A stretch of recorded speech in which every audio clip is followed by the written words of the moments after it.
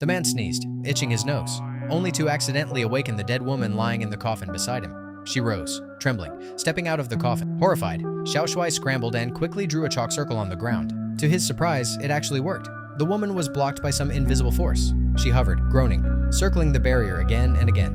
Xiao Shuai shivered inside the circle, unsure how long it would last. After what felt like 800 laps, the woman suddenly froze. The rooster crowed. Her body stiffened. She glared, raised a finger, cursed, then collapsed back into the coffin.